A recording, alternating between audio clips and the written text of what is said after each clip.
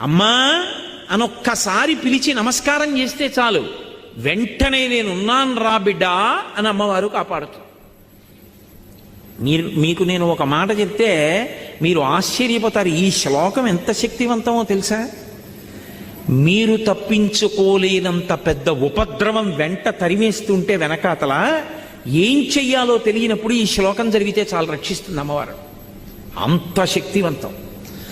చండీపరదేవత అనుగ్రహం అంటే అలా ఉంటుంది. అందుకే చండీ చరణవు అని చండీపరదేవతని స్తోత్రం చేశారు శంకరాచార్యులు వారి ఈ శ్లోకంలో.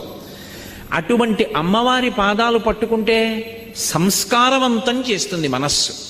ఇక్కడ మీరు నన్ను ఒక ప్రశ్న అడగచ్చు, ఏమండి ఒకవేళ అసలు కోర్కెల మీద వ్యామోహం పోక, అసలు వ్యామోహం అనేటటువంటిది పోతే కదండి ధర్మబద్ధం చేసుకుందామన్న కోరిక. ఆయన అలా చెప్తాడు కానండి, ఏడాదికి ఒకసారి వచ్చి ఏ